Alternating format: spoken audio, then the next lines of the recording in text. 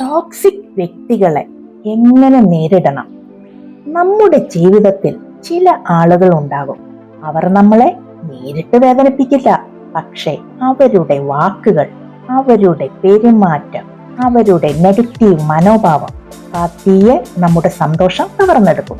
അവരെയാണ് നമ്മൾ toxic people എന്ന് വിളിക്കുന്നത്. വിചിത്രമായ ഒരു കാര്യമുണ്ട്, ടോക്സിക് ആളുകൾ എല്ലായ്പ്പോഴും ശത്രുക്കളായി വരണമെന്നില്ല.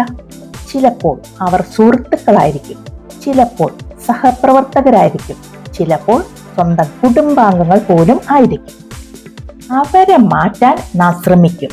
കൂടുതൽ സ്നേഹം കൊടുത്താൽ മാറുമോ, കൂടുതൽ സമയം നൽകിയാൽ മനസ്സിലാക്കുമോ എന്ന് നാം പ്രതീക്ഷിക്കും. പക്ഷെ ഒരു സത്യമുണ്ട്, മാറാൻ തയ്യാറല്ലാത്ത ഒരാളെ നിങ്ങൾക്ക് മാറ്റാൻ കഴിയില്ല. അതുകൊണ്ട് ആദ്യം ചെയ്യേണ്ടത് അവരെ തിരിച്ചറിയുക എന്നതാണ്. നിങ്ങളുടെ ഓരോ വിജയത്തിലും കുറ്റം കണ്ടെത്തുന്നവർ, നിങ്ങളുടെ സ്വപ്നങ്ങളെ പരിഹസിക്കുന്നവർ, നിങ്ങളുടെ ആത്മവിശ്വാസം തകർക്കാൻ ശ്രമിക്കുന്നവർ, ഇവരെ ശ്രദ്ധിക്കുക. കാരണം നിങ്ങളുടെ ഊർജം കുറയ്ക്കുന്ന ഒരാൾ നിങ്ങളുടെ വളർച്ചയ്ക്ക് ഒരിക്കലും സഹായിക്കില്ല. അടുത്തതായി അതിരുകൾ സ്ഥാപിക്കാൻ പഠിക്കുക. എല്ലാവരെയും സന്തോഷിപ്പിക്കാൻ ശ്രമിക്കുമ്പോൾ നമ്മൾ പലപ്പോഴും സ്വയം മറക്കുന്നു. ഇല്ല എന്ന് പറയേണ്ടിടത്ത് അതെ എന്ന് പറയുന്നു. പക്ഷെ ഓർക്കുക, നിങ്ങളുടെ സമയത്തിനും നിങ്ങളുടെ മനസ്സമാധാനത്തിനും നിങ്ങളുടെ ജീവിതത്തിനും വിലയുണ്ട്. അത് സംരക്ഷിക്കുന്നത് സ്വാർത്ഥതയല്ല, അത് ആത്മാഭിമാനമാണ്.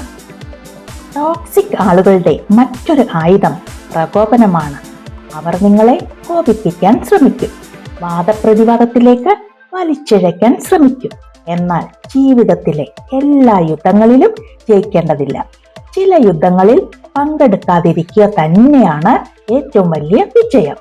നിങ്ങളുടെ നിശബ്ദത ചിലപ്പോൾ ഏറ്റവും ശക്തമായ മറുപടിയാണ്. ഒരിക്കലും മറക്കരുത്, മറ്റൊരാളുടെ നെഗറ്റിവിറ്റി നിങ്ങളുടെ വ്യക്തിത്വത്തെ നിർവചിക്കുന്നില്ല. അവർ നിങ്ങളെക്കുറിച്ച് പറയുന്നത് നിങ്ങൾ ആരാണെന്ന് തെളിയിക്കുന്നില്ല. നിങ്ങൾ നിങ്ങളുടെ മൂല്യം അറിയുന്ന നിമിഷം മറ്റുള്ളവരുടെ വിഷവാക്കുകൾക്ക് ശക്തി നഷ്ടപ്പെടും. ജീവിതം വളരെ ചെറുതാണ്. നിങ്ങളെ തളർത്തുന്ന ആളുകൾക്കൊപ്പം ജീവിതം മുഴുവൻ ചെലവഴിക്കാൻ. അതുകൊണ്ട് നിങ്ങളെ പ്രോത്സാഹിപ്പിക്കുന്നവരെ തിരഞ്ഞെടുക്കുക, നിങ്ങളിൽ വിശ്വസിക്കുന്നവരെ തിരഞ്ഞെടുക്കുക, നിങ്ങളുടെ സന്തോഷം ആഗ്രഹിക്കുന്നവരെ തിരഞ്ഞെടുക്കുക. കാരണം നിങ്ങളുടെ സമാധാനം കാത്തുസൂക്ഷിക്കുന്നത് നിങ്ങളുടെ ഉത്തരവാദിത്തമാണ്. ചിലരെ ജീവിതത്തിൽ നിന്ന് ഒഴിവാക്കുന്നത് നഷ്ടമല്ല, ചിലപ്പോൾ അത് നിങ്ങളുടെ ജീവിതത്തിലെ ഏറ്റവും വലിയ നേട്ടമായിരിക്കും. നിങ്ങളുടെ മനസ്സമാധാനത്തെക്കാൾ വിലയേറിയ ഒന്നുമില്ല. ഇനി നിങ്ങളുടെ ജീവിത പങ്കാളി ടോക്സിക് ആയാൽ എന്ത് ചെയ്യണം?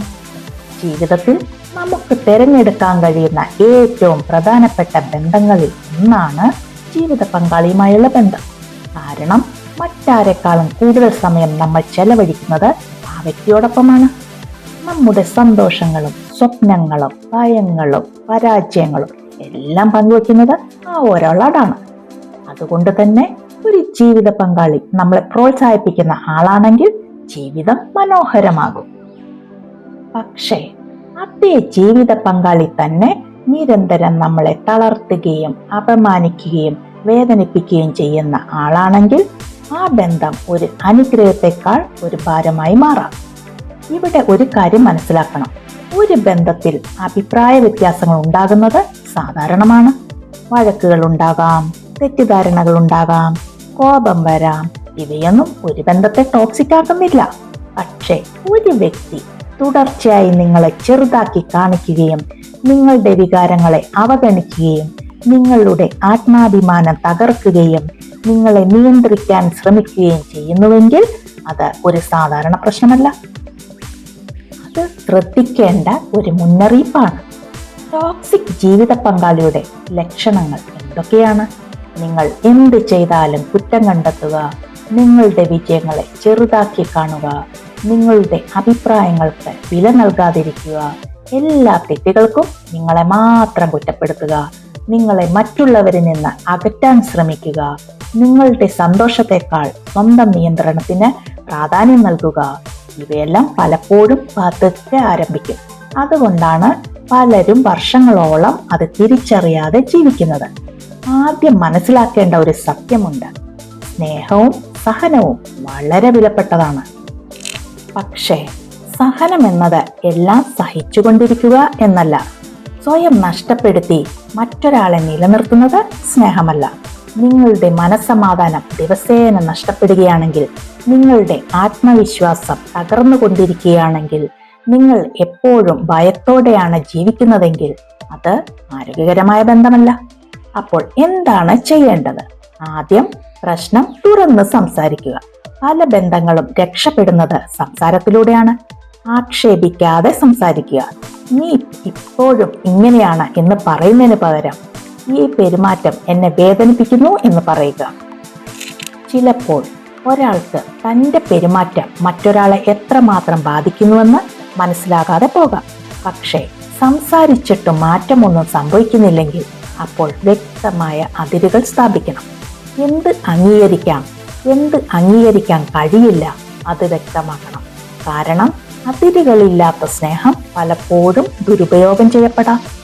മറ്റൊരു പ്രധാന കാര്യം, നിങ്ങളുടെ സ്വയം മൂല്യം നഷ്ടപ്പെടുത്തരുത്. ചിലർ വർഷങ്ങളോളം വിഷമയമായ ബന്ധങ്ങളിൽ ജീവിച്ച ശേഷം ഒരു തെറ്റായ വിശ്വാസം സ്വീകരിക്കും. എന്നിൽ എന്തോ കുറവുണ്ട്, എനിക്ക് ഇതിലും നല്ല ജീവിതം ലഭിക്കില്ല, ഞാൻ ഇതെല്ലാം സഹിക്കണം. ഇല്ല, ഒരാളുടെ മോശം പെരുമാറ്റം നിങ്ങളുടെ മൂല്യത്തെ നിർവചിക്കുന്നില്ല. നിങ്ങൾ ബഹുമാനം അർഹിക്കുന്ന വ്യക്തിയാണ്. നിങ്ങൾ കേൾക്കപ്പെടാൻ അർഹിക്കുന്ന വ്യക്തിയാണ്. നിങ്ങൾ സ്നേഹിക്കപ്പെടാൻ അർഹിക്കുന്ന വ്യക്തിയാണ്.